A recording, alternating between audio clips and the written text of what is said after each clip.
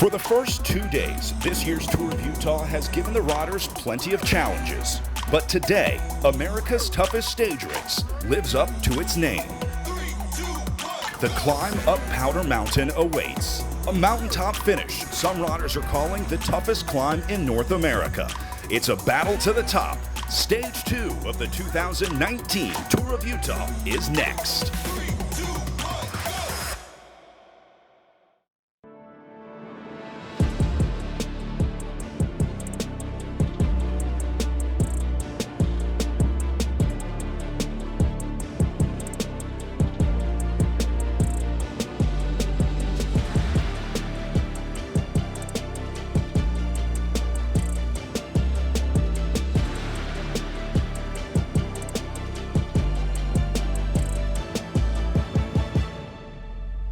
Can you say max climb and max elevation? If so, that's all you need to know about today's Stage 2 of the 2019 Larry H. Miller Tour of Utah, presented by Monster Hydro. Hard-charging hydration packed with energy, electrolytes, and B vitamins. It is a mountaintop finish to end all mountaintop finishes. Welcome, everybody, as Powder Mountain is the venue today, and believe me, they are going to get a heck of a view if they make it to this location here. This is an unbelievably hard climb, probably the toughest climb in professional cycling in North America. As soon as it was announced, everybody knew this was the day to make it or break it. Let's take a look at the international perspective. Alpe d'Huez, everybody knows Tour de France. Look at the length, the gradient, the elevation gain in the top elevation, and you'll see that today's climb, it's equal to or greater than in every statistical category. Alpe d'Huez, maybe the most famous climb in all of professional cycling.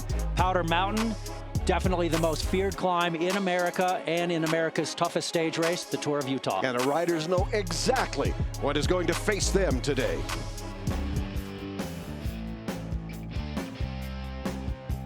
Powder Mountain, we went to go see 4 or 5 days ago, and I really do believe it's the hardest climb in North America. It's like unbelievable. I remember a lot from that day. I think I blacked out most of the climb because it was so hard. Probably the hardest climb I've ever ridden up. When we went to see it, a car actually broke down at the side of the road going up the climb from overheating. That's something that you're going to see fireworks there. Now this is the GC before today's stage. Don't expect this to stay the way it looks right now, although a couple of these gentlemen could be on top when it's all over with, but a lot of folks have an opportunity to move into yellow today. It's wide open. Craddock, 2 second places. He leads the overall.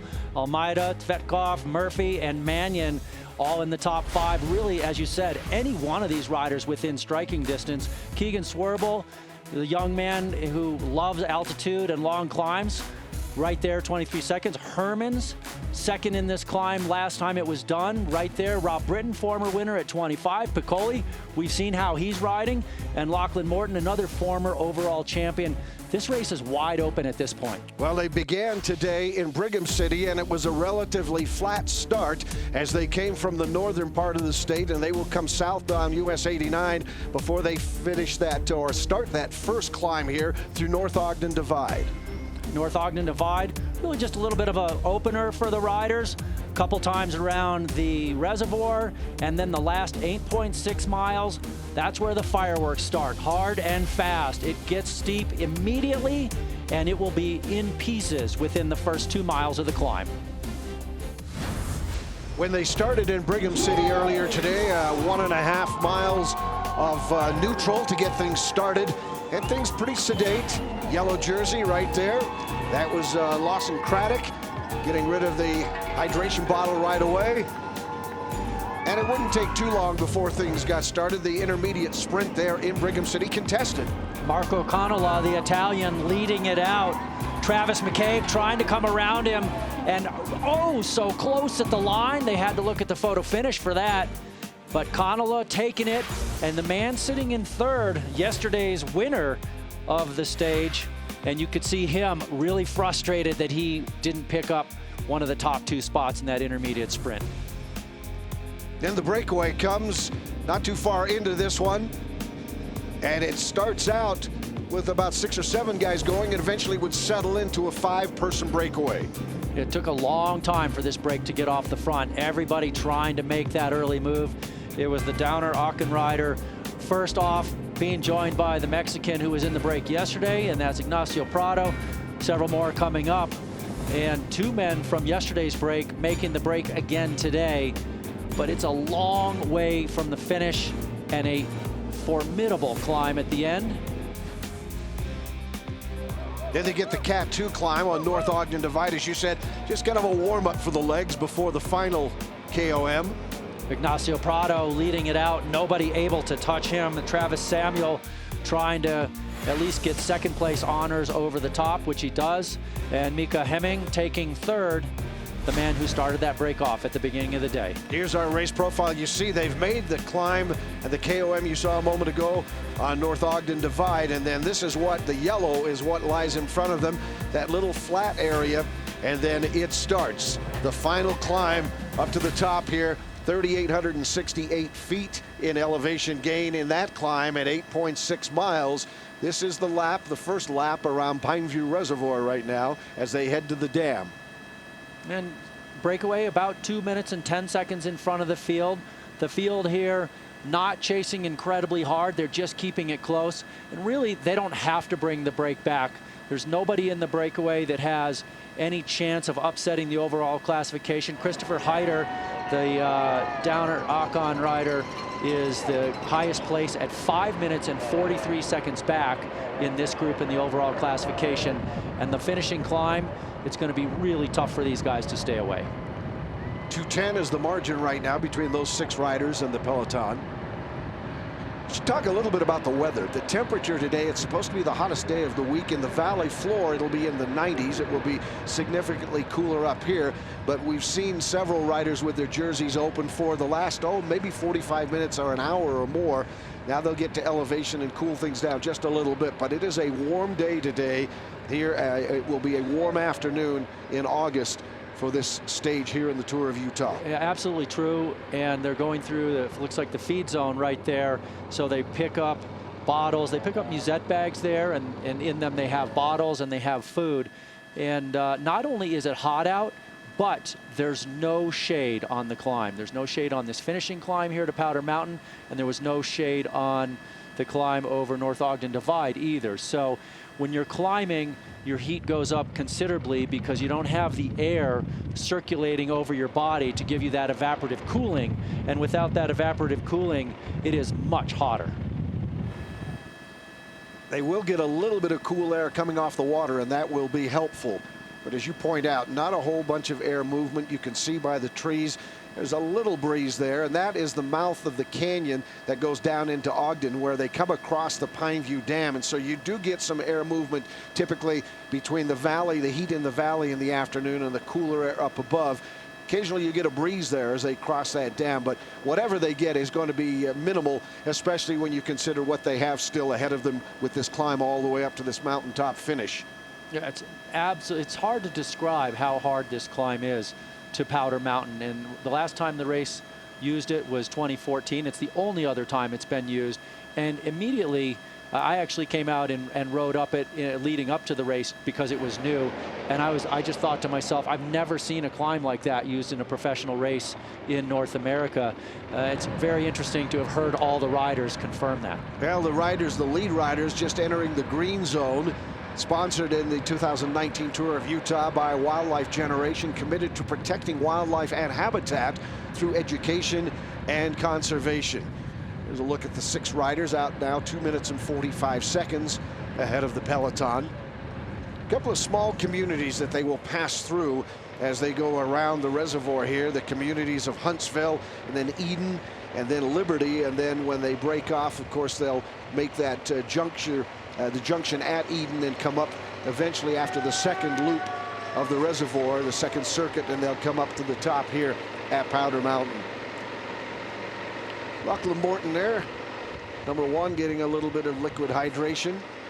Right behind his teammate, the reigning national champion, Alex Howes. Who's wearing that special jersey because of that national championship, both EF riders. Yeah, that's really one of the I think a fun thing about professional cycling is national champions will sport a unique jersey and they can make it however they want it. Still a lot of racing ahead, and the drama, of course, that will be the climb up to Powder Mountain. We'll continue with Stage 2 of the Larry H. Miller 2019 Tour of Utah. The 2019 Larry H. Miller Tour of Utah is brought to you by the Larry H. Miller Group of Companies. More than 80 businesses united by one simple mission of enriching lives. Zions Bank, for banking built to keep up with life. Zions Bank is for you. University of Utah Health, official medical provider of the Larry H. Miller Tour of Utah and you. Snowbird, proud partner and host venue of the Tour of Utah. And by the Utah Office of Tourism. Experience life-elevating moments in and between Utah's mighty 5 national parks and on the greatest snow on earth. Pineview Reservoir is the backdrop here in the Ogden Valley, east of Ogden. Stage 2, Brigham City to Powder Mountain. Today, all kinds of elevation gain and all kinds of climbing still to come on the final climb up to this mountaintop finish.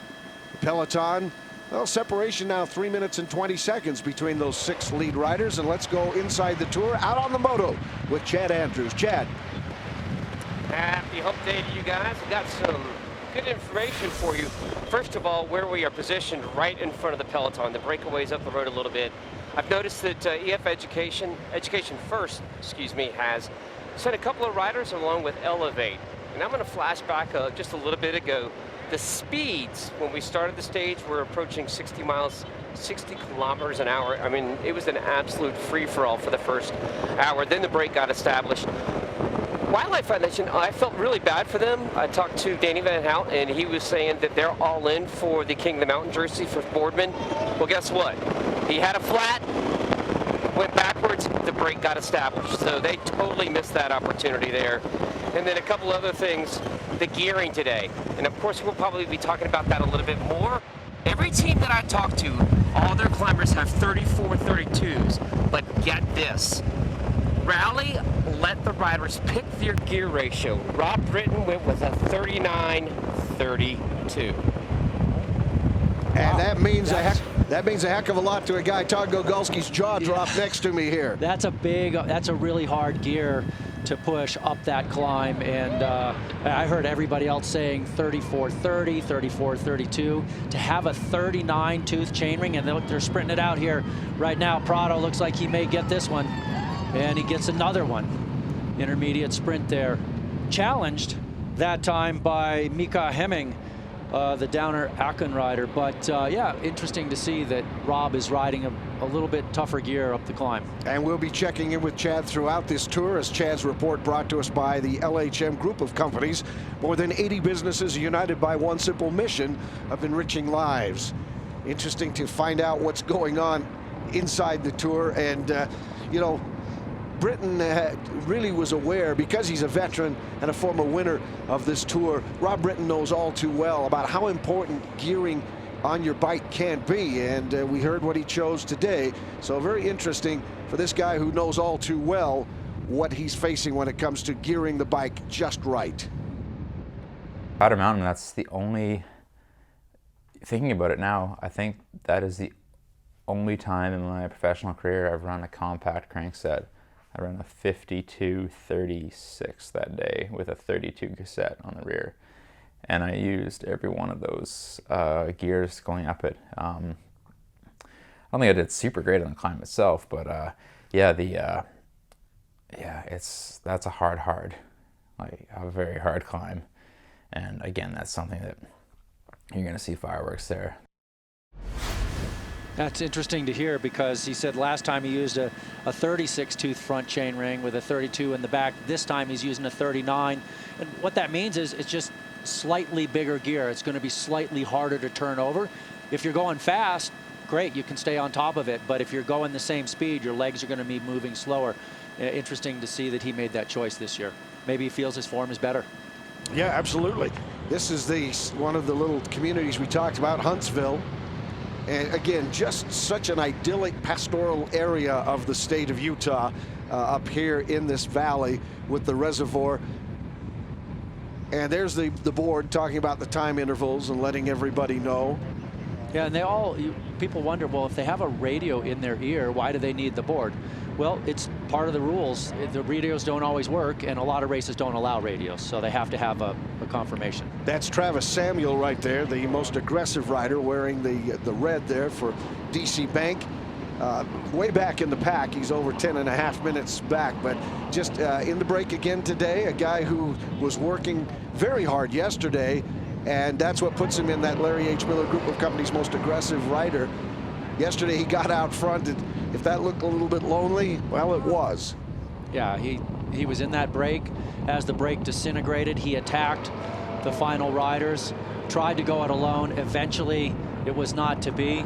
We knew he wasn't going to make it. I think he knew he wasn't going to make it, but he's in the most aggressive rider jersey, and that is brought to us by Larry H. Miller dealerships here at this race. So this group of 6 out now by a little more than 3 minutes. 3:20 is the gap between themselves and the peloton. Well, let's run through some of the riders in the move. The man right there with the white sleeves, that's Ignacio Prado, the 2-time Mexican national champion. He was in the break yesterday, as well as Travis Samuel, we mentioned. 2 teammates in the blue and white are Christopher Heider, both from Germany, and Micah Hemming, both from Germany, riding for the Downer Akon team. And then Quentin Kirby for Wildlife Generation in there, and his teammate, he's on the front, number 113. And his teammate started the day in the King of the Mountains jersey, but we just heard Chad say he punctured out. And there's one more man in there that I missed, I believe, Austin Stevens. There we go, 303 Project. Well, some folks enjoying the cool of the Pineview Reservoir water. I'm sure that looks awful good to several of those riders as we look at some of the sights and sounds earlier today in the second stage, including the flying squirrel, who is absolutely flying.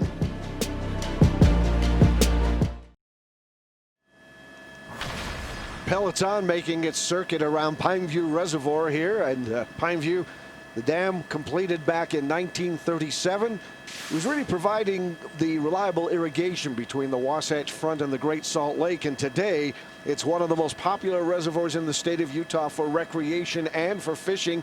All kinds of fish populations, large and smallmouth bass in there. Also, it's home to the tiger muskie, which is a sterile hybrid of the muskie and the northern pike. They use it to keep some of the trash fish down. It's a wonderful sport fish.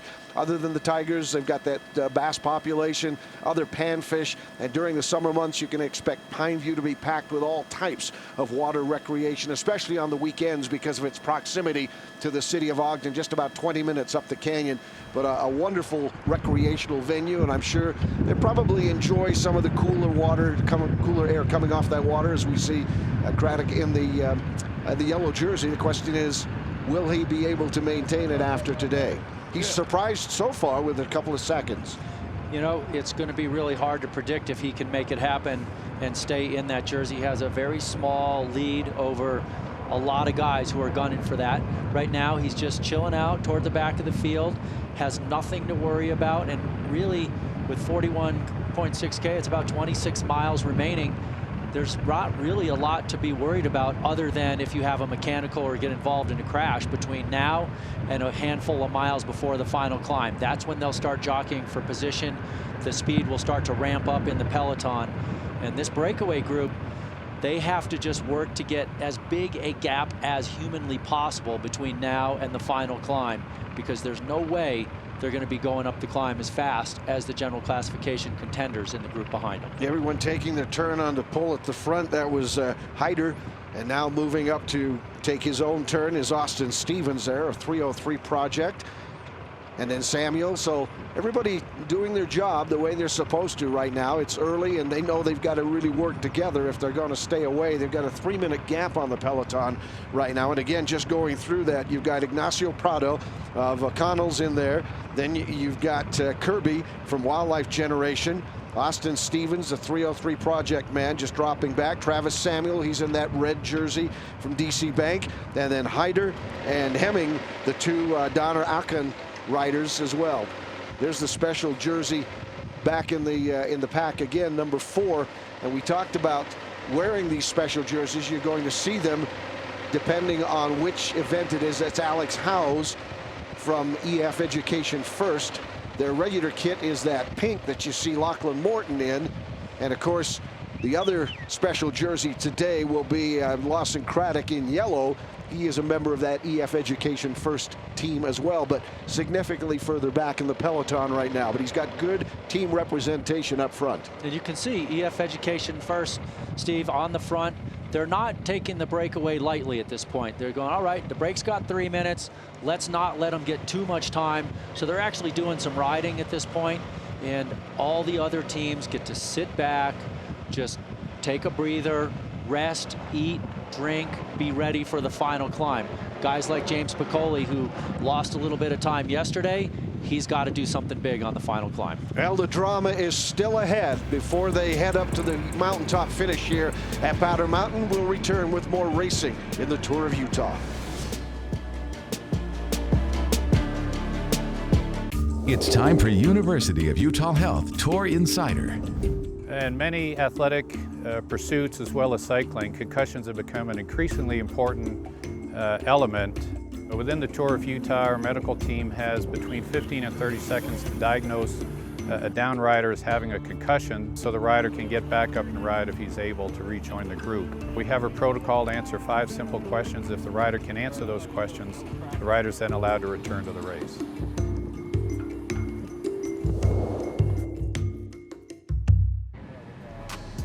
Well, he is still there. The squirrel continues to fly alongside the peloton, and who knows, he might be the guy who's in the most aggressive jersey tomorrow, because he's certainly done quite a job. In fact, speaking of the leader jerseys, let's take a look at them. These are sponsored jerseys that change typically on a day-to-day basis. Lawson Craddock, of course, wearing yellow for the Larry H. Miller Group of Companies overall leader. And then you've got the best sprinter, that's Marengo. He's in the Utah Sports Commission jersey. The KOM jersey, Sam Boardman, Utah Office of Tourism. Then Almeida in the best young rider jersey. Samuel, again, for now, in aggressive. We're still wondering whether the squirrel might make aggressive, or maybe he's going to supplant Max Chance in the fan favorite, best ambassador jersey. And that one's sponsored by America First Credit Union. But you'll see these jerseys throughout the week. And of course, the man in yellow back there still with his teammates, Lawson Craddock. Looks like he's rolling along quite easily. What was his mindset before today? We'll find out, because Kristen Kenny had a chance to visit with him. Lawson, well, yesterday was a big day for you. I know that it's been tough the last couple of months and with missing the Tour de France. So how sweet is it to be wearing the yellow today? Yeah, I mean, it's a pretty big honor to be, American, racing on an American team, and one of America's biggest races to be leading it. So for me, it's first time to be leading a professional race. So definitely exciting moment. So, but yeah, looking forward to going from here, racing hard for the rest of the week, and seeing where it all shakes out. Well, today a lot of things could shake out. Powder Mountain, it's decisive, it's brutal. What is your strategy? Hang on for dear life. I mean, climb like Powder Mountain, there's not much strategy. It's so difficult that there's going to be just massive time gaps on the top, and you either have it or you don't on a day like today. So hopefully we've got it. So if it's not you, then who on your team? I mean, we have 2 previous winners of the Tour of Utah here on the team, with Lachlan Morden and Joe Dombrowski. So the 2 guys, I mean, we're saying this morning, they know how to win this race, and so we have an idea of going in today of what we need to do, and as long as we can get to the top today and still hold on to the jersey and have the energy to race hard the next couple of days, I think it'll be a success. Thanks, good luck. There you guys go, Lawson Craddock in the yellow. All right, Kristen, thank you very much. Toddy mentioned no real strategy for today. How fluid is the team strategy on a day like today with this kind of a stage? What he's talking about really is, because the climb is so steep, there's very little drafting on the climb, and there's a little bit of pacing where you can sort of key off of other danger riders on the climb as it starts to thin out, but you don't get a whole lot of rest. Right now you can see Craddock moving up. He's got Joe Dombrowski on his wheel, and so Dombrowski getting the shelter. And so when he says there's no strategy, it really comes down to how good your legs are, and they will sort that out on the climb. Having ridden this, what part of this stage will you know as a rider whether you do or you don't have it? Is it simply a matter of, is there an indicator maybe when you come across North Ogden Divide before you start this final climb, or is this something you're going to have to find out contemporaneously when you get 4 or 5 miles into this final 7-mile climb to get to the top? I think you might find out if you don't have it. They might already know when they went over North Ogden Divide, because that's a very hard climb also, and it's hot, and they had to go up it at a pretty high rate of speed. Looks like one rider coming out of the breakaway there getting dropped, but in terms of on the final climb, whether or not you know if you have it, no, the breakaway just falling apart right in front of our eyes right now. So that's Austin Stevens for 303 Project. Before him, Quentin Kirby was just popped off the back. Back to your question, I think on the final climb, they will know within the first 2 miles if they're going to be close or if they're not going to be anywhere close. Well, it's now a 5-man break. The question is, will it be able to hang together, and if so, for how much longer? We'll find out as racing continues. We'll be finishing at the summit at Powder Mountain this afternoon.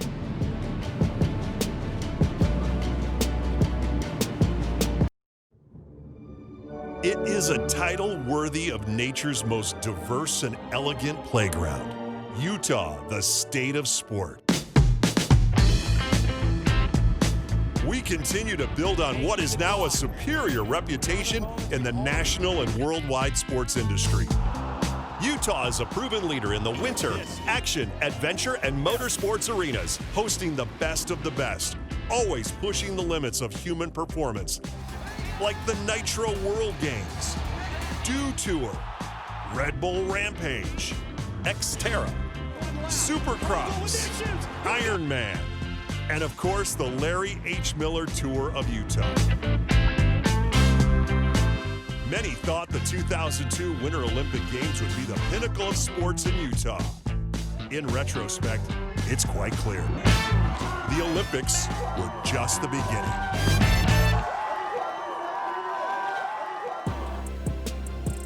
Today's broadcast in high definition is brought to you by the Utah Sports Commission, proud partner of the Tour of Utah. There's a look at the shoreline of Pineview Reservoir and the peloton making its way back around, and when they come around this time, they will then branch off and make this climb up to Powder Mountain. EF Education First on the front, those pink jerseys, front of the peloton, but it is a 5-rider or a 6-rider, I guess, breakaway still, and then a chase 10 seconds behind. Fell apart for a moment, but looks like maybe it's regrouping with those 5, Todd. 2 minutes and 50 seconds ahead of the peloton for that breakaway group right now. No one looks to be too concerned at the front of that peloton. Not too concerned, but also not taking it too lightly either. Jimmy Whalen on the front, the Austrian, just riding tempo. He's got his teammate and one of the leaders for that EF Education First squad, Lachlan Morton, also an Australian, sitting on his wheel. And the man I saw right behind them was one of the Elevate KHS men that was actually on the front all day yesterday. George Simpson on the front of the field, controlling the gap to the break, and impressive to see him still toward the front of the bike race. I thought maybe after his efforts yesterday, he would have got spit out the back on North Ogden Divide. Yeah, that's the question, is how much is left for some of those people that were out on the break yesterday, and only time will tell.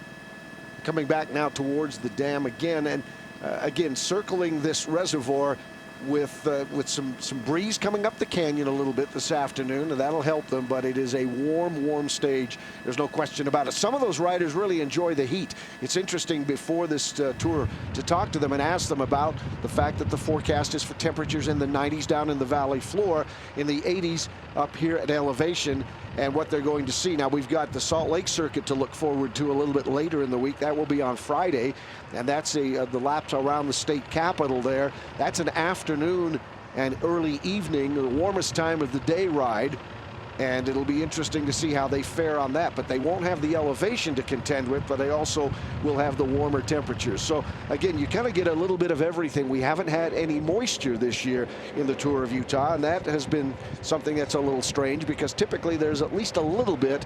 So far that hasn't happened, and not really forecast for the week either. So we may enjoy these dry, warm conditions until Sunday, when we wrap this whole thing up in Park City. Yeah, incredibly hot, as you mentioned, and once again, EF on the front, but a bunch of the men from elevate KHS behind. And remember, James Piccoli yesterday, he started the day in the jersey. He had a mechanical. And let's look back. Look on the left side of your screen as you go through the corner here. And there's Piccoli, the yellow jersey. Pulls over. His team leader, Paul Abrahams, his team manager, Paul Abrahams, says, what's up? Hey, I need a new bike. Boom, let's get the bike. The problem is, it's on the last lap of the bike race. Yeah, he's so far behind, now trying to get back contact again with the peloton and doing a little car surfing here. And the race officials looked at this after the race and assessed him a 20-second penalty for doing that. He eventually did get back into the peloton, probably worth it, because had he not been able to come back, even with the 20 seconds, would have lost much more time than he ultimately did. Yeah, a lot of work by him and his team. Several teammates had to drop back out of the pack to help him get across. And, you know, all due to a mechanical problem at a really inopportune moment. And so that'll probably take a little bit of the horsepower out of his legs today, but you still have to think he came into this race so fit, he could still win it all today. It took him from second overall yesterday down to 13th with that penalty. He's 26 seconds now behind the yellow jersey. But again, in a stage like today, very doable as far as coming back and making up the 26 seconds. There he is on the far side of your screen, number 81. And just on the other side of Edward Anderson there. And so Piccoli, you know, he loves to climb. He likes altitude. He told you he likes heat. And got he both told of me it in spades then. Yeah, and he told me before the race he was here to win it. So let's see if that confidence can propel him to a victory. More racing still ahead as they head for the mountaintop finish here at Powder Mountain in Stage 2 of the Tour of Utah. Let's go! Yeah, I wouldn't miss it. It's gonna be so cool. It's a life-changing moment for the rest of my life. This is the champion we've been waiting for. Dwight. Ow! Interesting choice of words. It's literally a big deal.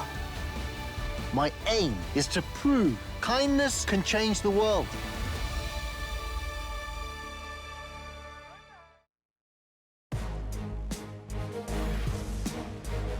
A look at the media picks and our standings as we go into today, and who picked whom? Todd? Well, Frankie Andreu took Dyer Quintana, the Colombian climbing specialist. This would be a great day for him if he's going to have one. Chad took Joe Dombrowski. Dombrowski, a former winner. I picked Lachlan Morton. I think he's the guy they're going to tip their hat to in the end. I think he has the best form. Brad took Ben Hermans, and Steve, you took James Piccoli. Yeah, speaking of Ben Hermans, how is he going? Well, there's a look at him out in the peloton. He visited with our Kristen Kenny before today's stage. All right, Ben, we spoke to you before this stage, the importance of Powder Mountain, how decisive it is. How are you approaching this one? Yeah, I'm approaching this one with some confidence. With the legs that I have, I feel confident, but I also have some fear of the altitude. Yeah, I hope to have a good day and the good feelings. A good feeling on the climb in the last 45 minutes is very important, and also the pacing is very important. So I will see also how strong the other contenders are, and if there is not someone like Sepp Kuss last year who nobody can match. So then maybe it's a nicer stage to watch also. You mentioned your teammate Barilotti helping you in the past on these climbs. How much are you going to be relying on him, or is this all you today? Yeah, you know, like on a climb of 5, 6, 7% gradient, you can always take advantage of a teammate who can pace you back to someone who attacked. But like this climb is so brutal steep, like 10%, 12%, even 16. You have no draft at all, and having some teammates with you is only a mental advantage to the other teams. I don't think it helps you a lot. Also, he cannot push you to the top, so he's not allowed. So we will see how long he can stay with me, and yeah, maybe he's also better than me. It also happened in the past, so we never know. All right, we'll have fun out there. Thanks for the interview. Thanks. Now, Ben is a Belgian, so from one of the low countries, but he's still a heck of a climber, and it seems incongruous, but don't count him out, certainly. Well, we saw what he could do the last time on Powder Mountain 5 years ago, and second place, and He was also second on Snowbird last year and second overall, so he's definitely got the ability. Yeah, he too told me he likes altitude and heat. He'll have both of them to contend with before this one is over. More racing straight ahead. Stage 2 of the Larry H. Miller Tour of Utah.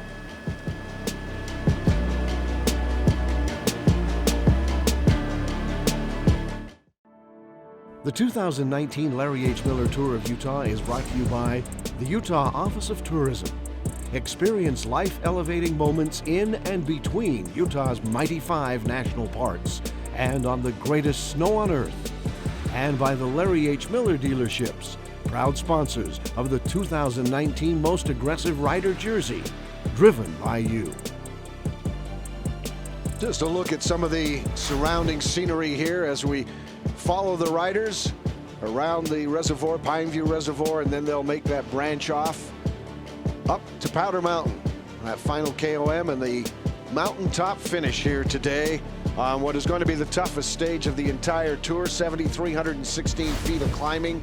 A look at the lead group right there, 3,868 feet of elevation gain in the final 8.6 miles of this one.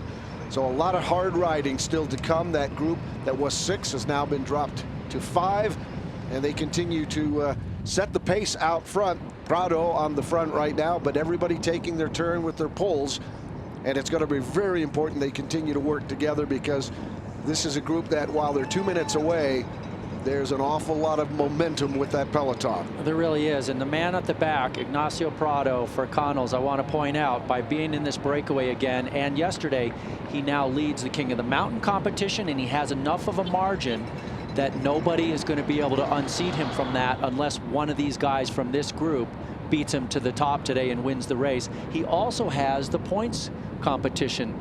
He has the biggest lead in that. So he is now leading 2 of the special classifications of this race. That's him right there in the front of your screen.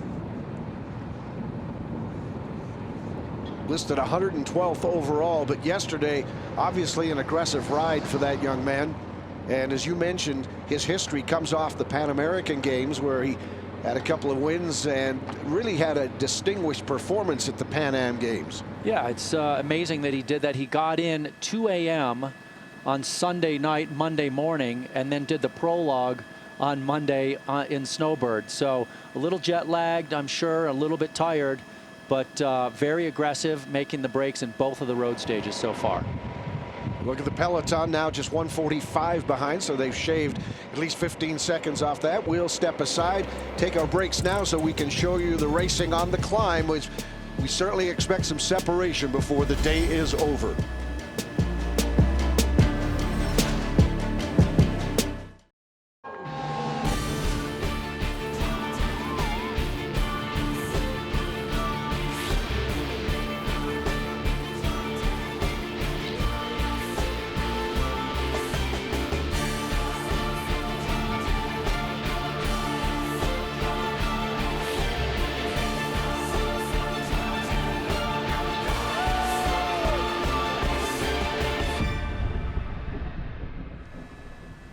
Stage 2 rolls on. Welcome everybody into the Utah Sports Commission broadcast booth, and boy, the drama set to start here, and very soon now, as you said during the break, the race truly is on.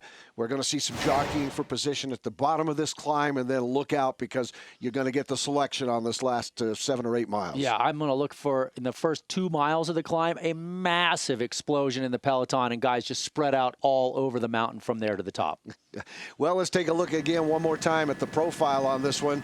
You see where they are. They're almost to the start of this last climb, which is 8.6 miles, 3,868 feet of elevation gained.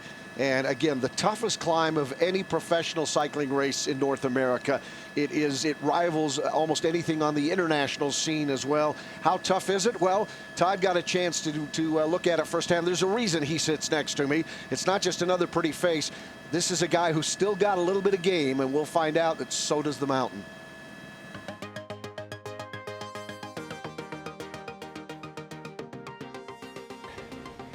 Powder Mountain.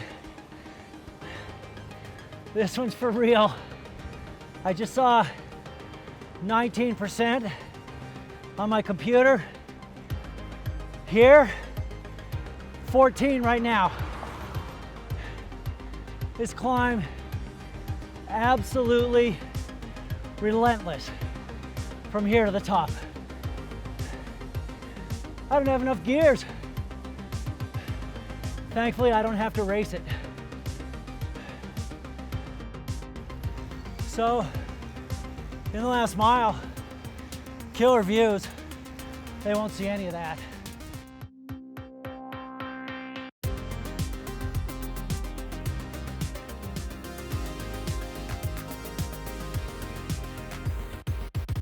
Last few hundred meters, 12%.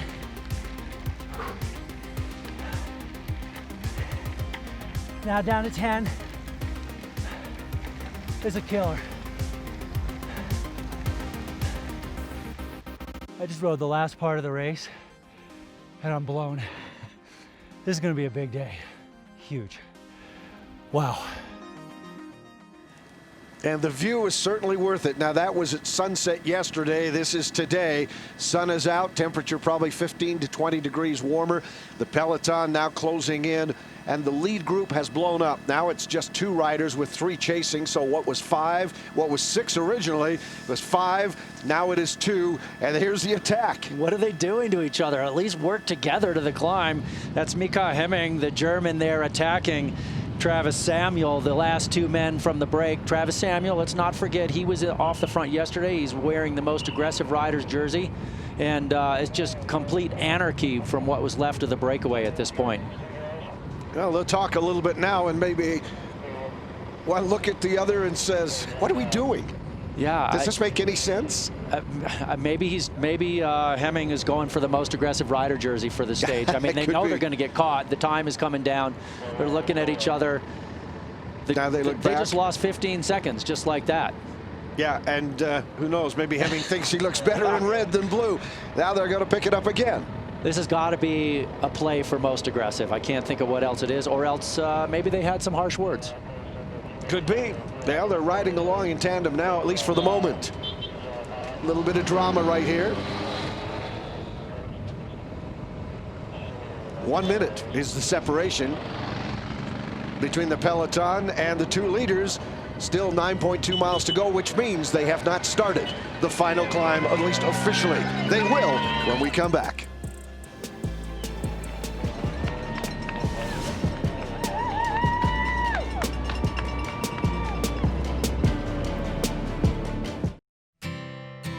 The nation's largest ski resort covers 8,464 acres, 7,900 of which are lift accessible.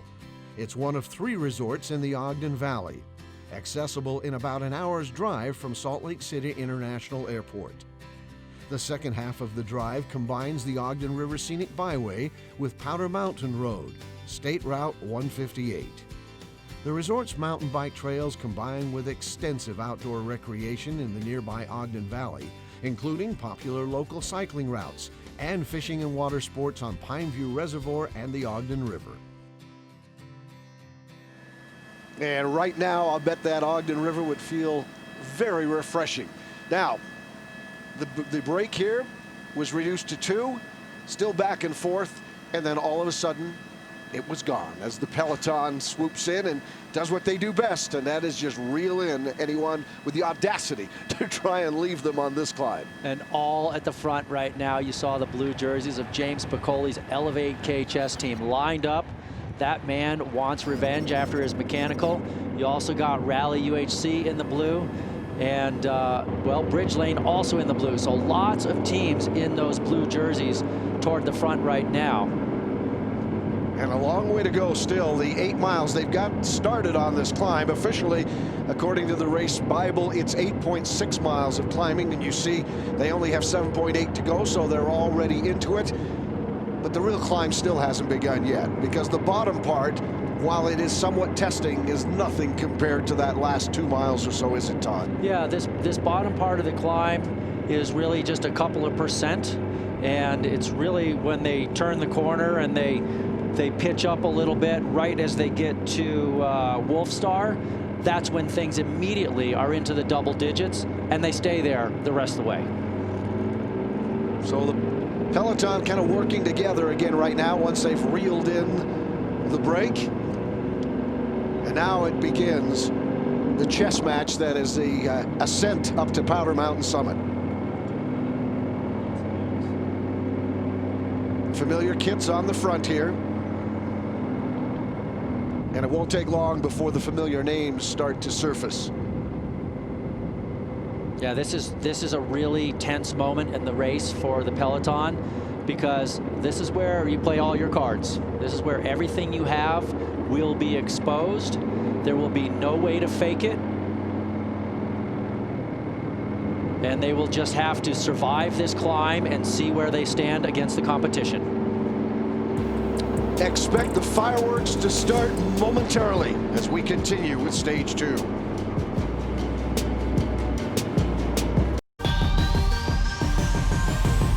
Here we are, Powder Mountain, Stage 2, Tour of Utah. Really fitting for Monster Hydro to sponsor the monster stage of the race. It's gonna be brutal.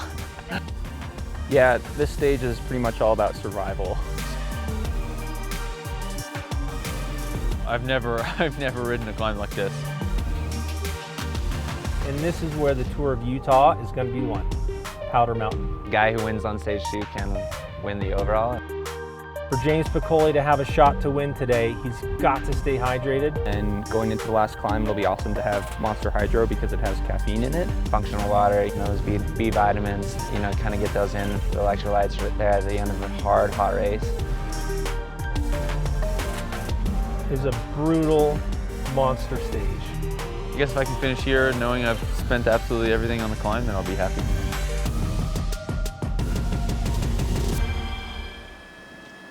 Well, that was then, and this is now. The length, 8.6 miles. Average gradient, 9%. Max is 16%. And that elevation, 8,838 feet. Just amazing. 3868 coming in the finish here. And, of course, the finish up on top. Can't see it yet, but they'll be glad when they do. And this is a single individual right now who just attacked a moment ago. That's the Colombian, Oscar Eduardo Sanchez. 66th overall after stage 1, but creating a little bit of separation right there. And this is the actual attack itself, Todd. He just decided it's time for me to go. One quick glance. Really just almost within the first few hundred meters of when the road really started tilting up. And he's a good climber. He just won the King of the Mountains competition at Canada's biggest stage race, the Tour de Beauce, earlier this summer. That Colombian's right at home in the elevation and in the climbing. Absolutely, and also in the heat. And the rest of the peloton will maybe not know his history super well. This Connell's team boasts several very good climbers, but doesn't race in North America. And so there's no very close familiarity with how good they are amongst the riders. And these are riders getting spit out the back very early on this climb.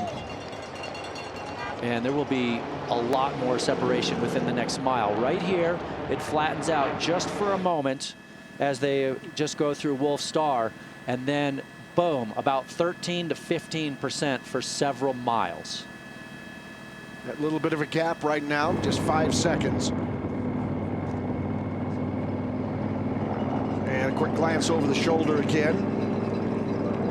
So Sanchez from that Connell's team, you saw his teammate Prado earlier was out front on the break.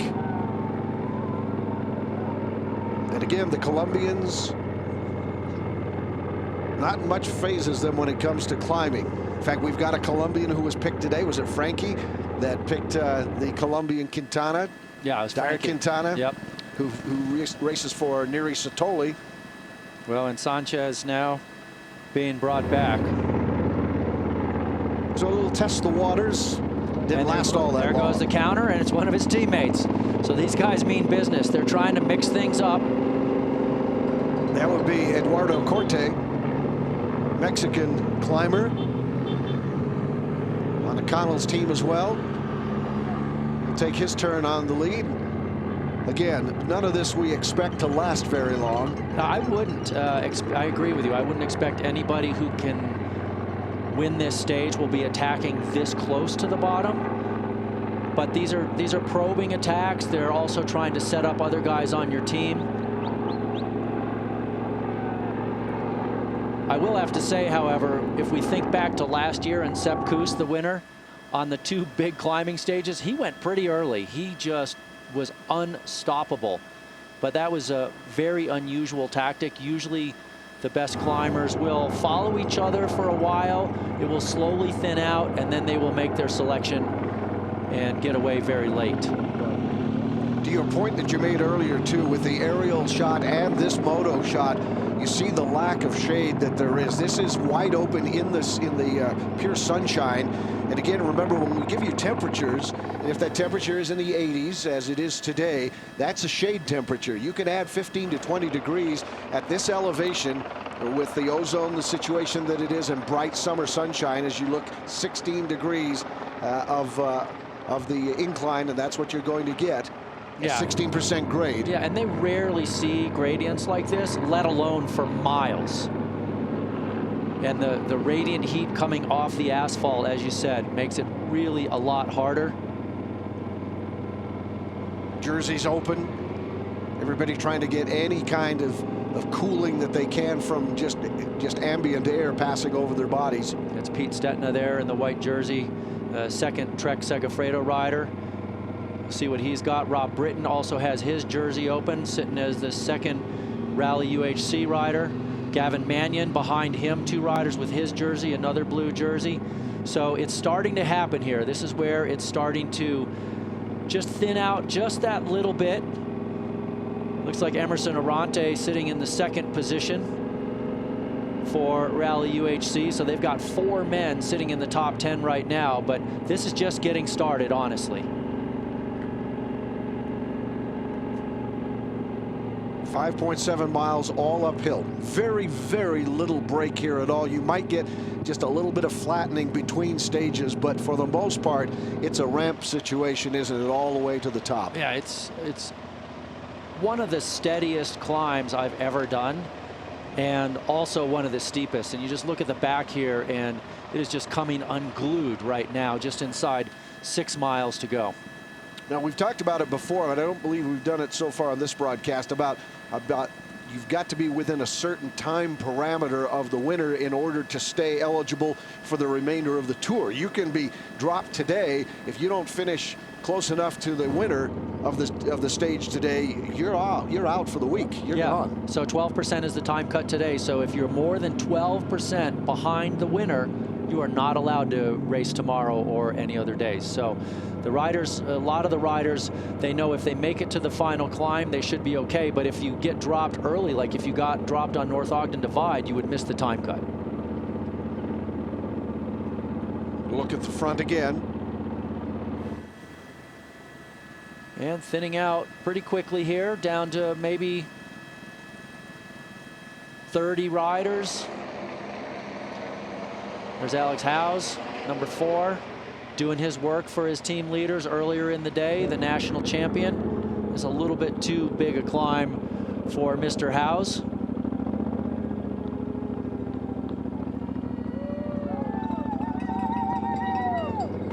A little bit of encouragement there from not a huge crowd on the side of this road, because it's not an easy place to get to, even if you're not on 2 wheels.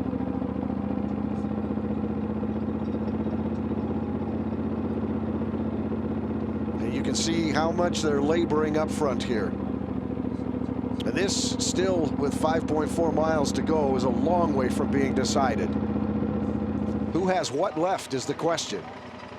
So that's Schoenberger on the front, by the way, the man who was off the front in yesterday's stage until the final 25 meters when his teammate came by for the win, and now on the front doing the pacing.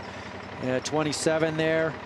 That's Emerson Arante. Out the back for Rally UHC. 93 is Corte for the Connells team. But back to the front, the man who set up his teammate for the win yesterday, the Austrian Sebastian Schoenberger, just doing the steady tempo. Remember, his man for this day is Dyer Quintana, the Colombian. Will Quintana be able to uncork the win here? Tough, tough competition. Right side of your screen in the white jersey, Pete Stetina. Murphy right there in the blue. Right behind him, Looked like Rob Britton. Mannion is there. There's Quintana in the yellow and red sleeves. Everyone using a little bit of water. You mentioned Quintana.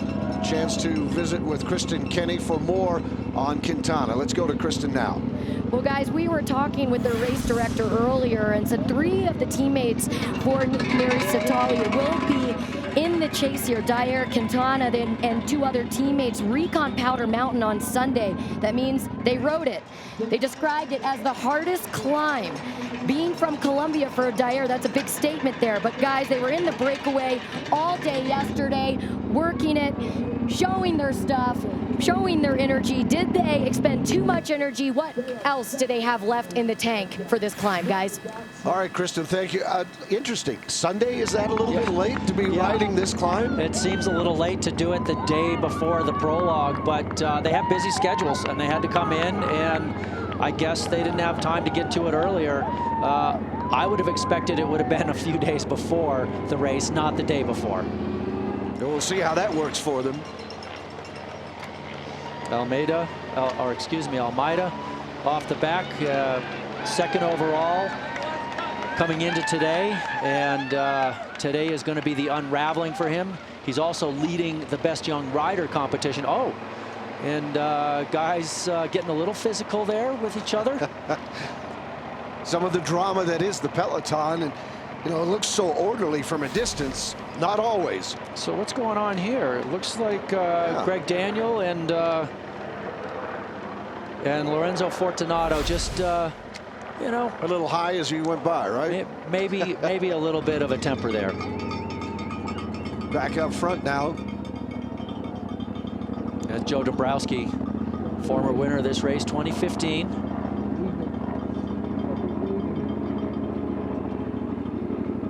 He loves the big climbs. Now, we did see him go back to the car earlier today. He picked up a musette bag full of bottles, brought him up to his team. That, I would suspect, means that they are not going to ride for him, but you just never know.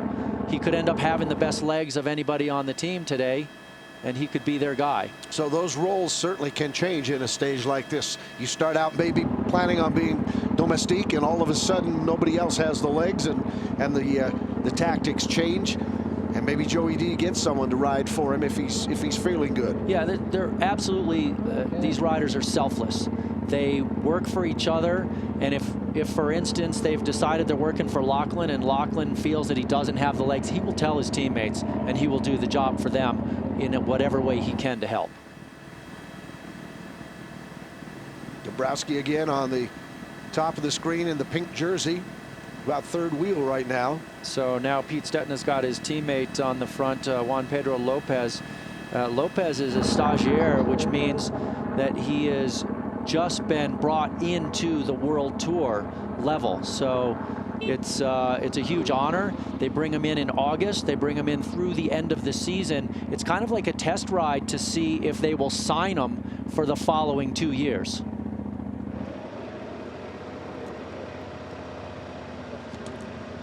There's Lawson Craddock in yellow.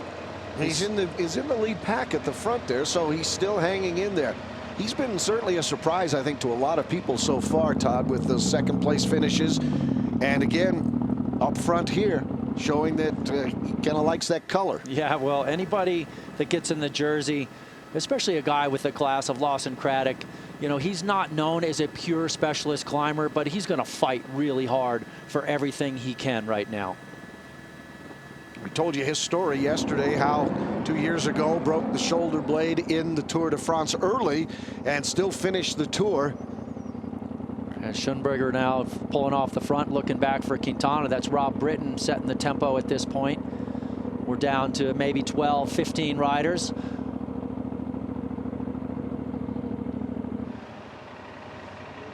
Oh, that does not look good for Sergei Svetkov.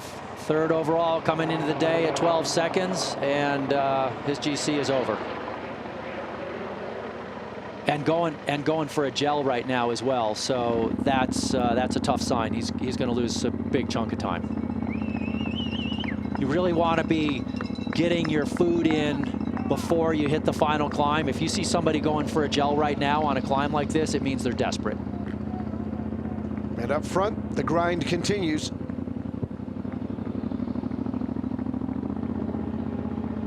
It's interesting, the climb is so steep that it's just attrition so far. We haven't seen anything of real substance in terms of an attack. There's your yellow jersey, Lawson Craddock, still holding on, still sitting in the top 10 riders, top 8. But what's really hard, remember this climb tops out at almost 9,000 feet, and it's hard to attack at this altitude, and when it's this steep, you blow yourself up. You can certainly tell by looking that the weather is a factor out there. For more on that, let's go inside the tour again with Chad Andrews on the moto. Chad, as hot as it looks?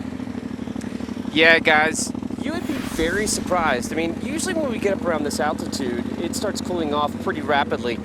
My Kestrel wind gauge and thermometer is reading 94 degrees with low humidity, so the salt is just building up on every one of their jerseys. It's the rider that can tolerate the heat and the altitude is going to be the guy that's going to win today's stage. Back to you. All right, thanks very much. Well, we talked about the difference between shade temperature and sun temperature, and now maybe we got a little bit of acceleration here, and again, more probing, or can somebody get away? Now, you don't have anywhere near the distance, still 4.5 miles to go, but an opportunity maybe to create a little bit of selection here, and then you get to the switchbacks going up near the surface, or near the top of the hill here.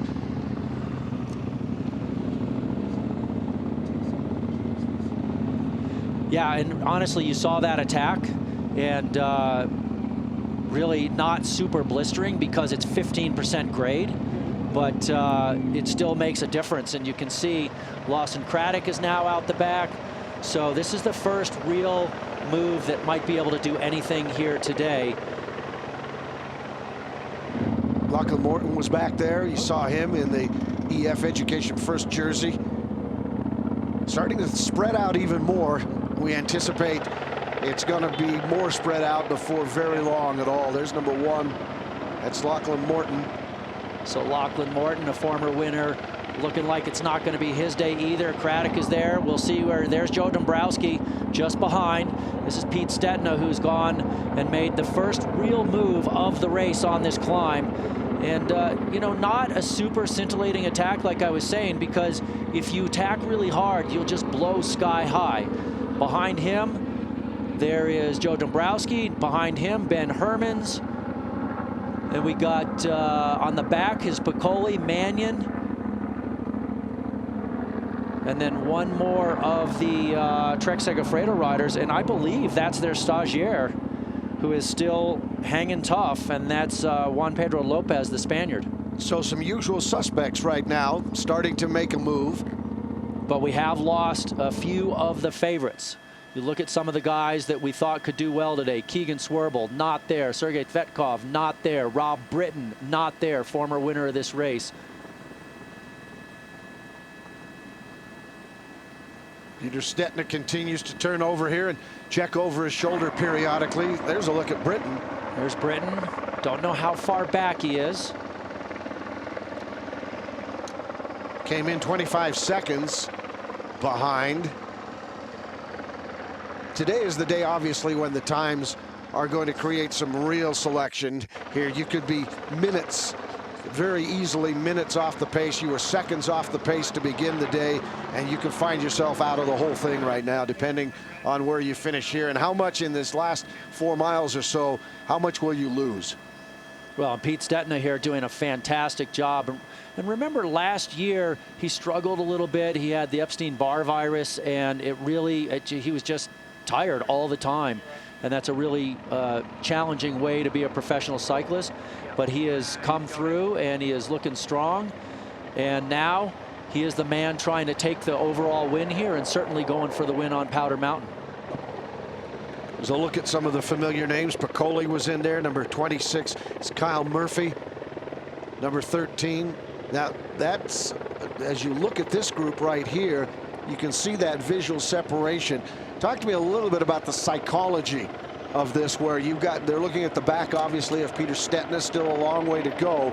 But, you know, in distance running, whenever you pass, you usually try and pass quickly off someone's shoulder and have that psychological edge. How different or how similar is that when you're running a course like this, in a stage like this, at the professional cycling level? Well, I'll tell you the psychology of a few people here, right? Number 26, Kyle Murphy.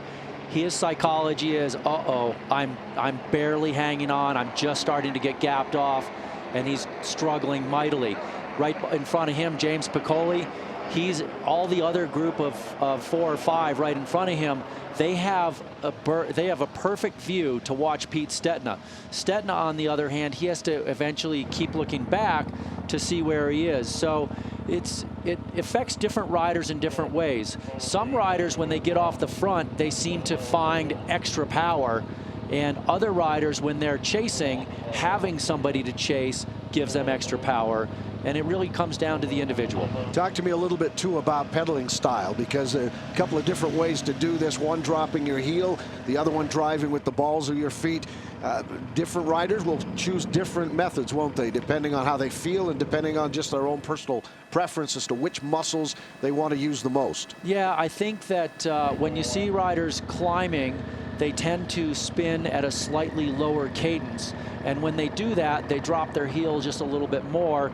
But as the professional peloton has gotten more efficient, they've all learned that spinning is more efficient than grinding. So you still see a lot more people pedaling slightly toe down, just like we're seeing Pete.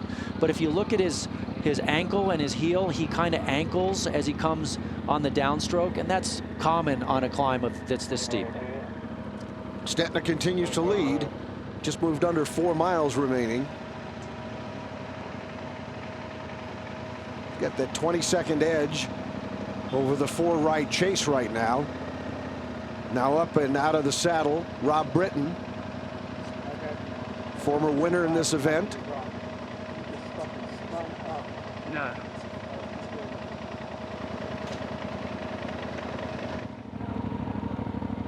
And this is one of the things about this race that I think is really hard for people watching to comprehend, because it's so steep, and the camera doesn't ever make it look as steep as it is, but it looks like it's slow motion. It's because they're going, most of this climb is around 13 to 15%. So you're not going very fast, and you're still going at a maximal effort. And because of that, you don't have all this dynamic style of racing with these big attacks. It's just a slow, grinding attrition race to the top, and guys just slowly pop off. Stick around. We will continue the race as the 4-rider chase, still trying to catch our leader, Peter Stetina.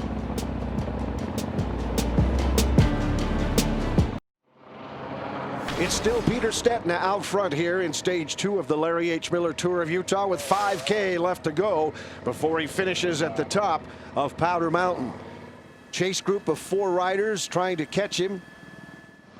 20 seconds is the gap between themselves and the peloton, but Peter Stetina is the man right now who is in their sights, trying to reel him back in.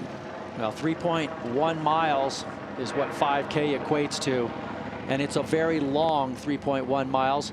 We see Joey Dombrowski. He's been spit out the back now. This is Nicholas Eck, who was actually the man pacing Pete Stetina earlier before Pete took off. Here's a former champion, Rob Britton, trying to make it up to his teammate, Kyle Murphy. So as we talked about, just guys really 1s and 2s. Piccoli now looks like he is bringing Hermans across to Stetina at this point. So James Piccoli, the man who won the prologue, lost the yellow jersey yesterday due to a mechanical, and he's right back at the front. And just in the process right now of catching the wheel of Peter Stetina. So now you've got these 3, and there goes Piccoli past big Stetina. Acceleration. James Piccoli. And looking over, everybody looking at each other. Stetina has actually had an interesting year because he's been doing these gravel things. He did the Dirty Kanza, he did Leadville 100 mountain bike race a couple days before this, and he's been very solid in them. He's been on the podium of all of them, I'm pretty sure. And so interesting to see him using some of that as his training preparation for America's toughest stage race. And if he hangs in till the finish, he'll have some gravel to finish on here, because it is dirt the last couple of 100 yards on this mountaintop finish. Oh, Pete looking like he's suffering. He's just starting to pop as Piccoli has driven the pace up. And Stetina matched for a while. Herman's still there, but Stetina in trouble. Inside 3 miles now to go.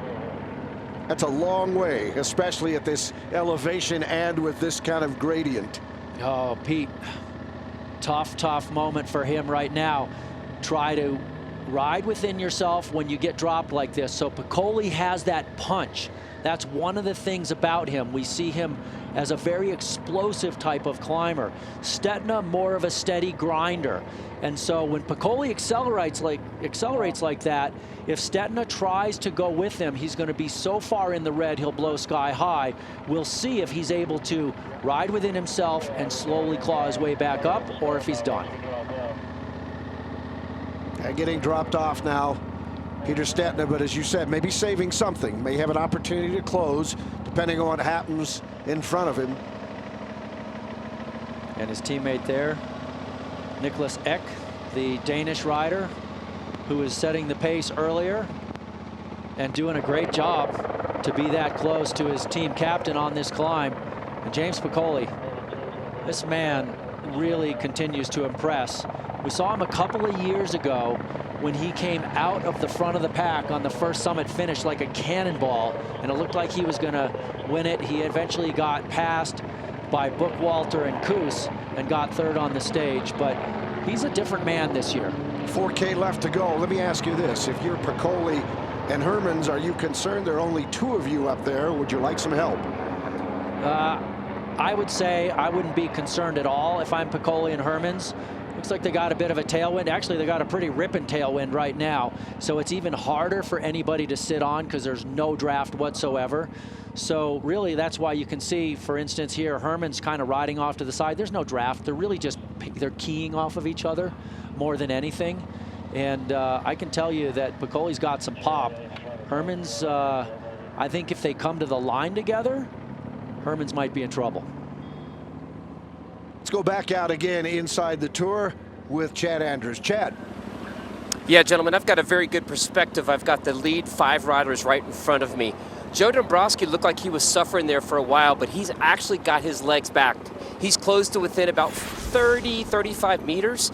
And when I tell you what, this is one look that I won't forget. It makes me think back to many years ago at the Tour de France, the look. When Piccoli was rounding the turn, he gave me this look like, this race is mine. Back to you.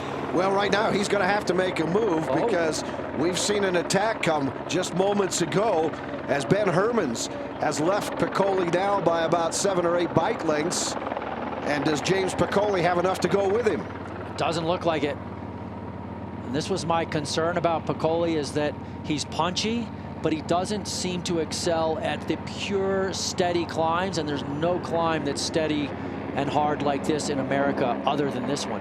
And of course, he did expend the energy yesterday trying to get back after he had the mechanical in the last lap around North Logan. Of course, he used up a lot of energy getting back and then sustained the 20-second penalty as well for riding the bumper of the car a little bit too long. Meantime, Hermans trying to put more distance between himself and James Piccoli. Well, let's remember that Ben Hermans, the Belgian captain of this Israel Cycling Academy squad, the only other time Powder Mountain featured in the Tour of Utah was 2014. He was second that day. He knew what he was in for.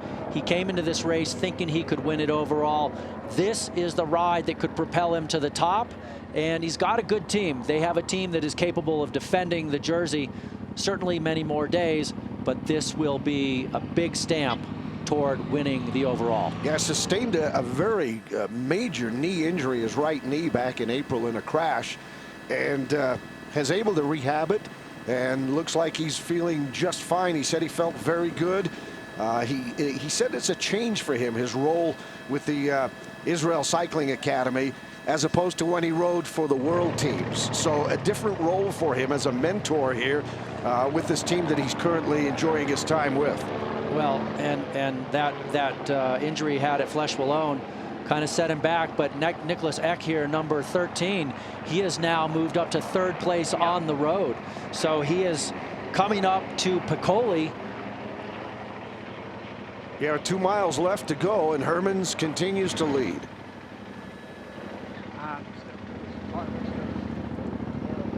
Hermans dripping in sweat as that heat continues to play a factor, but was very honest about the fact that the heat didn't bother him at all.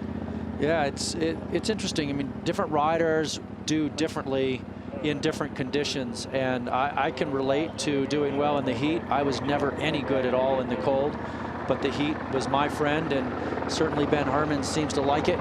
There's no shade the entire way up this climb. You're just in full sun. Here's a look at Joe Dombrowski with a quick check over his shoulder. Won this Tour of Utah back in 2015 and started the day 21 seconds behind the yellow jersey in 6th overall. It looks like he is rallying a bit right now. And this is the slowest 8 miles of bike racing you're ever going to see. This climb is so incredibly steep. But Hermans, he looks unstoppable at this point. I mean, there's nothing other than a mechanical that seems like it would get in his way. He looks fluid on the bike. Yeah, he's suffering, but he's still got composure. 3K to go, so just under 2 miles.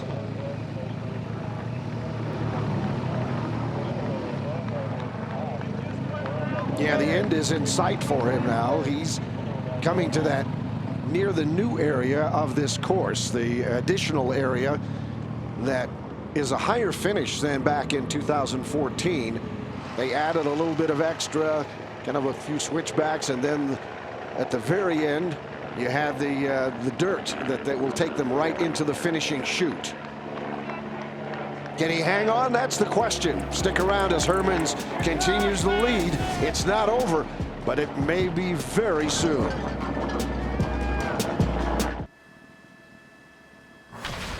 Stage 2 looks like it's going to go to Ben Hermans as he reaches the summit here at Powder Mountain, and he has a lead, albeit a small one, but it's a lead nonetheless.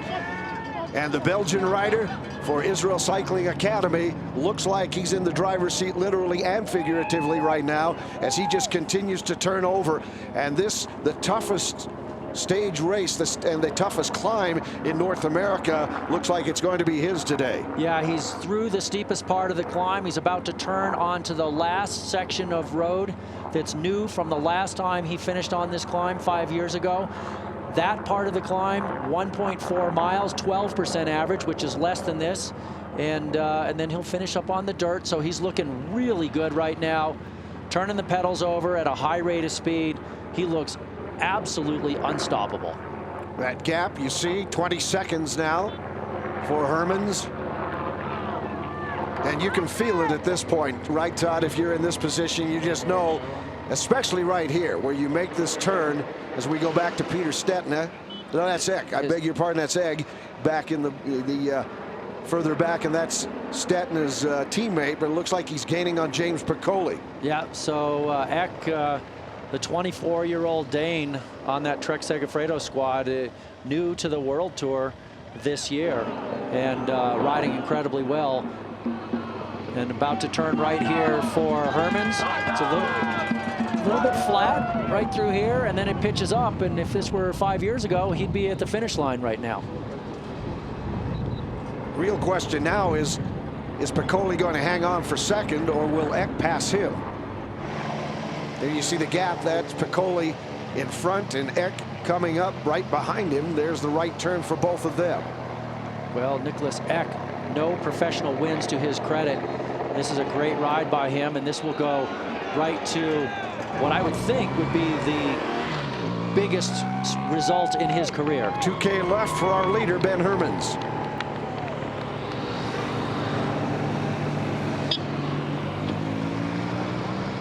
Out of the saddle, showing he's still got some legs. Piccoli still hanging on. Looks like maybe he's put a little distance between himself and Eck. Yeah, it looks like Piccoli kind of rallying here. Eck rallied to kind of close it down on him, but it's going to be hard to catch him, and that's another really steep section right through here. As Hermans, one of the things you can tell with Ben Hermans at this point, he's not really looking back very much. You know, once in a while he'll check over his shoulder, but it's really, he knows he has this, and it's about getting as big an advantage of time right now as possible, because you never know what's going to happen in the rest of the race. What if something happens like James Piccoli, you get a flat tire with 5K to go, and you're chasing and you lose 20 seconds or 30 seconds. So you got to capitalize on this opportunity and get every second you can. Using that hip and body sway there with the shoulders, trying to get everything he has left out of his body this final mile. Well, Eck again, maybe closing again on Piccoli. This is really the drama right now with these two riders. Yeah, no doubt that Hermans has this. The question is who's second and who's third on the day. And we knew the general classification was going to get completely rewritten today, and you can see why. Over the last 7 miles, these riders have gone up an amazingly steep climb, also at altitude, and they're almost at 9,000 feet right now. Refresh my memory, how close was Hermans to the yellow coming into today? We know that Piccoli was 26 seconds. I believe this may put him in the yellow, won't it, for Hermans with the win today, the stage win? Yeah, he was, well, he's 24 seconds down, and you got to look at who was in front of him, and that was Lawson Craddock, who we haven't seen for a long time. So Hermans will definitely ride into the yellow. Almeida gone, Fetkov gone, Murphy, Mannion, Dombrowski was the next guy, and he was pretty close to Hermans, only a couple seconds in front of him. So Hermans easily rolls into yellow. And in all probability, Piccoli would then move into second overall in the GC, but he's still behind and doesn't look like he's going to get caught. But Eck has been threatening for the last mile or two. Back to our leader, Ben Hermans again now, 7/10 of a mile to go. He's got a feel-good little smile on his face, and I think that is a smile right now.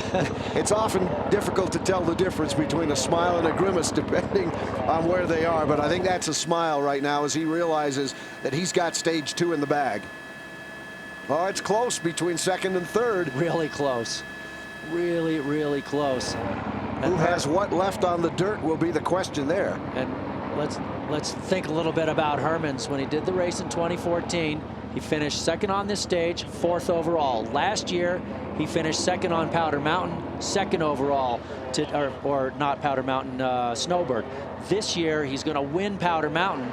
Is he going to win overall? Well, at least for the moment, he'll be wearing yellow. Piccoli again trying to hang on.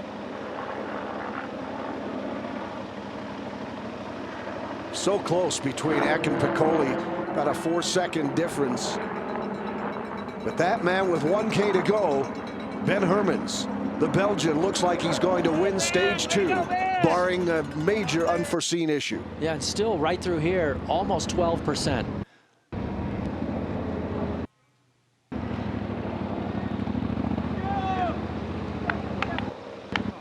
Cursing the course setter now for that additional, what, 1.5 miles or so that he's going to have to go in order to do this. Now, Piccoli approaching the 1K marker.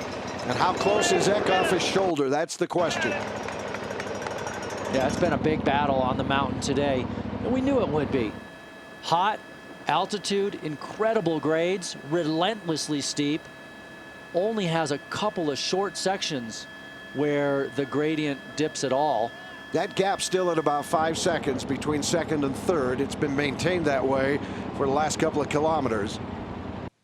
Question is, will Eck have anything left to close the gap on the final couple of 100 meters?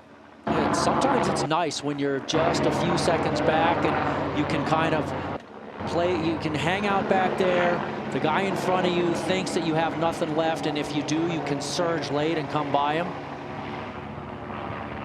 There's a look at him. That's Eck in third. It doesn't look like there's a whole lot left in that face when you see his face.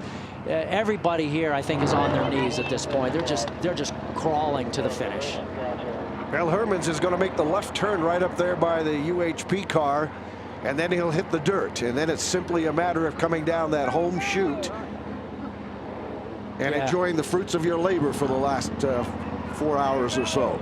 Yeah, just a couple hundred meters of dirt. It is still 12% in the dirt, in the middle part of the dirt, and then it flattens out right before they come through the finish line. And that's the difference between Eck and Piccoli. There's the KHS car, Elevate KHS for Piccoli. Haven't seen any car from Trek Segafredo right there for Eck right now, but there's Hermans. And this is where the surface will change to dirt with 500 meters left to go.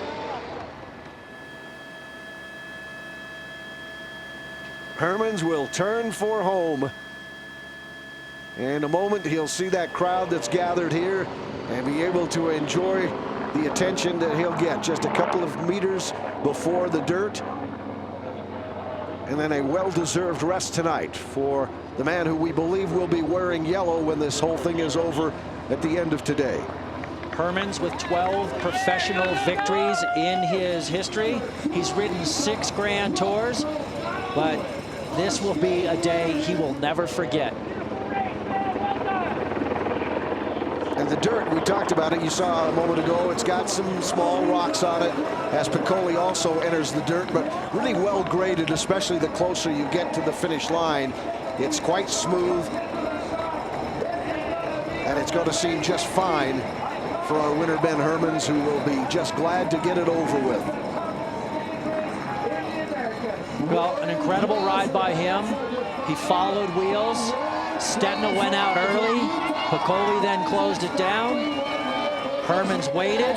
When he found his moment, when he thought he had the better legs, he put the pressure on everybody, and everybody faded off. No one could go with him, and the net result is going to be a stage win and a change in color for tomorrow. There's your winner, Ben Hermans, Israel Cycling Academy, with the single digit that says, yep, that's me. And Piccoli will hang on and take second in the stage, and we believe will be second overall in the GC as he finishes about 15 and still counting, maybe 20 seconds behind our winner. And then behind him is Eck from Trek Segafredo. Your top 3 have finished here, stage 2 of the 2019 Tour of Utah. Hats off to all the spectators, because this road has been closed for hours. So it's not easy to get up here. Pete Stetina. Yeah, Stetina coming in, so Trek Segafredo with 2 in the top 5 today. Good ride by Pete. I'm sure he wanted to taste the sweet taste of victory. He tested, he tried, he gave it everything. Gave up about 58 seconds, and Joe Dombrowski, former winner of this tour back in 2015, and he will come in as well. Now the rest of the group starts to filter in. Murphy and Britton behind.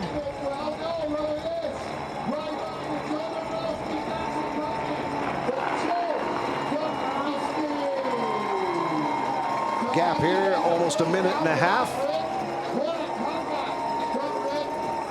Oh. And that's exhaustion, folks. That's a tough day. But your stage winner today was, well, he picked his right move and came in. And Ben Hermans with the winner was the winner, James Piccoli, finishing second. Eck finishes third. And again, the rest of the pack, those who made it up the climb, come in and are glad to have stage 2 of the 2019 Tour of Utah in the books. We'll take a look at the podium and where everything shakes out when we return.